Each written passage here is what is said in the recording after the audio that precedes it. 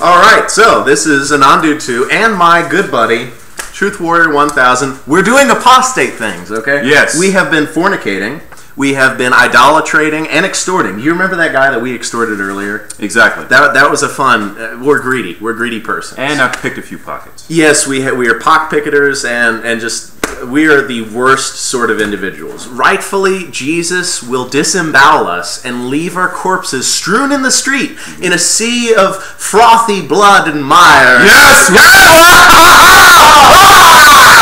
Apostates! And the birds, by the way, will peck our eyes out and digest them.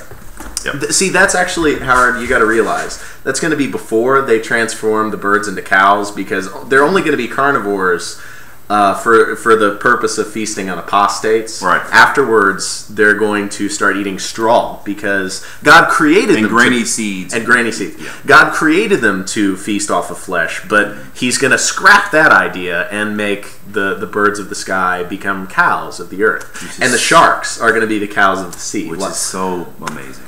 How the less diversity in the animal culture there is, the more interesting they become. You know, I think we should join the organization again. I think just so we can enjoy that. Fuck that shit. Yes. No, we're lying. Okay, Right. This has been a diversion from the true watch purpose. your cussing, buddy. I just God fuck damn. that shit. Fuck that shit. Okay. Right.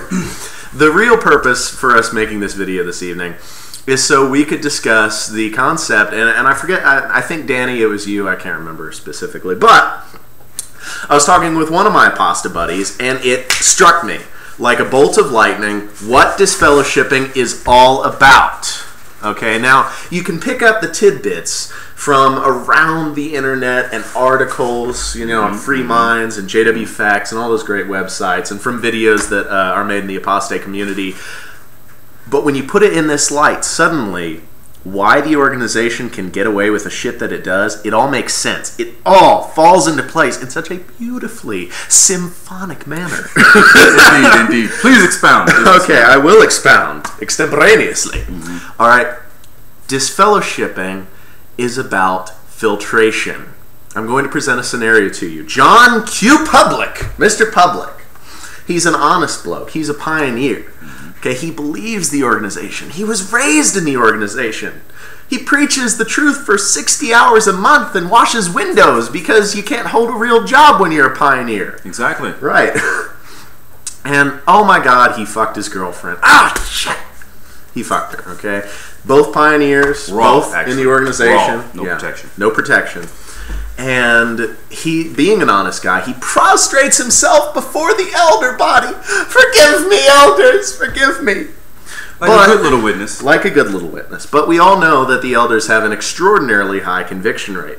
So, Howard, what do the elders do to this John Q. Public? This honest man. He's out. It's over. It's over. For 6 months to a year, he's going to be out of the organization. He's going to be psychologically broken because all the ties to his family and friends have been ripped from him. Socially assassinated. He has been socially assassinated. But that's not the true extent of what that policy does. Yes, it instills fear in the populace. Yes, it is a fear tactic. But more importantly, it incites corruption in the populace. Let me explain. Degrades the culture. All the rest of the Jehovah's Witnesses, they see honest John Q. Public, and they realize what got him out in the end, because he came forward. So all these rest of the witnesses, yeah, they're doing the same thing. They're fucking their girlfriends. They're cussing. They're playing the M-rated video games. They're leading the double life. They're doing the whole 9 yards. But unlike this honest John Q. Public, who's just been ostracized, they become corrupt incrementally. They begin telling little lies, like Tic Tacs. Maybe you're in the store and you see a Tic Tac pack on the rack. That rhymes. I'm like a rapper. Yeah. Okay. You'll be in my next song. Right. And you take it. Just a little thing. Nobody's going to miss a pack of Tic Tacs. Slowly conditioning. But slowly and surely, you become less of an opportunistic thief and more of a planned thief, more of a grand thief. Now you're after shirts, now you're after socks and food, whatever you can get your hands on. You're practically a kleptomaniac after a while. That's how thievery starts, and that's how corruption starts, because you begin lying to yourself. You begin saying, well, yeah, I did sin, but I'm not going to tell the elders. I'm not going to play their game, or so you think. Actually, what you're doing is you're seeding yourself for an environment of corruption. Actually, instead of disengaging from their game, you are engaging in the exact type of behavior that they want, because although you are living a life of sin, you are now becoming corrupt. You talk the talk, but you don't walk the walk. All they're interested in is appearances, not the condition of the heart. And so through disfellowshipping, they are slowly weeding out the honest people, or the people that get found out. Because again, it's not about what you're doing so much as whether or not people know what you're doing. And it psychologically cripples a person, and as Ethan says, which I concur, it conditions them towards a moral degradation. So maybe John Q. Public comes back, but what has he learned? What has he learned at this point? He has learned never to come to the elders again. Now, to be more stealthy, to be a stealthy individual. Now, there are countless instances that we've all heard, stories of elders, circuit overseers, fucking women.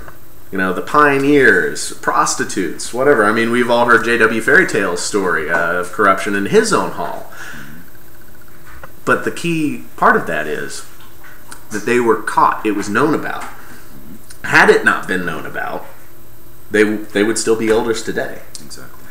And by the time John Q. Public reaches that status of elder, he is so corrupt and so jaded with the process that he will toe the Watchtower line. And this is another aspect of the disfellowshipping process, because let's say he still has a good conscience on some level or another. Let's say that it bothers him, that this bad behavior he's been engaging in, this immoral activity, it does bother him on some level, because he realizes that this is not a path that Watchtower Corporation would approve of. But since he's guilty, he's going to overlook the shortcomings of others. He's going to be more lenient on some level or another, as long as most people don't know about it, to keep this air of corruption going. He's not going to incite his fellow elder, for instance, if he finds out that his fellow elder is engaging in this level of corruption, because it would look bad on Jehovah. Think about that for a second. He's going to protect these corrupt elders on the basis that it would make Jehovah look bad. But which is worse, hiding corruption or wholly supporting corruption? Exactly. So imagine a process that's supposed to keep the congregation clean. In reality, does the opposite. It's making the congregation more dirty. And when you put it into this light, suddenly it makes sense why the organization is able to get away with the things that it does. Because through this filtration process, gradually weeding out the clean Jehovah's Witnesses and the people that do have a good heart, or the people that get caught and just are sloppy, it's leaving all the dirty and corrupt Jehovah's Witnesses to wreak a trail of havoc on the congregation. That allows the Watchtower to buy shares in RandCam. That allows the Watchtower to join United Nations and breathe not a word for 10 years. To consider getting into the hedge fund game. Are you telling me that the Bethelites are unaware of this? Let's say even a handful of Bethelites. Are you saying that's only these 5 governing body members that are privy to this information? Or are there more people? Are they all corrupt? Let me ask you something. Have you ever seen a Bethelite come home and seen the broken, terse, emotionless, hollow, vacuous, vacuous. Yeah, vacuous. That's a great body word. That Watchtower has wreaked? I have a personal experience of that. Now, I'll keep it short. But I had a close friend at the time. He had all of these wonderful, unrealistic notions of Bethel life. Applied for Bethel, went to Bethel, came back his first year. And he had reached a level of disgust and disappointment that literally almost caused him to leave the organization, because he realized there was a huge disconnect between what he was told about Bethel and the reality of that environment. So if he had left, then that means he's honest. But if he stays in, did he stay in? He stayed in. That means he's made concessions. That means that this principled man has made a concession on this matter of faith. And that seed is going to grow. It's going to mature. It's going to writhe and wriggle throughout his subconscious. And it's going to make him a corrupt, callous, cold, watchtower supporter. Robot. So if you've ever wondered what disfellowshipping is all about, just remember, it's a process of refinement to keep the organization corrupt, and in so doing, protect their interests. So, this has been a production by Truth Warrior 1000 and Nandu to the Evil Imposter!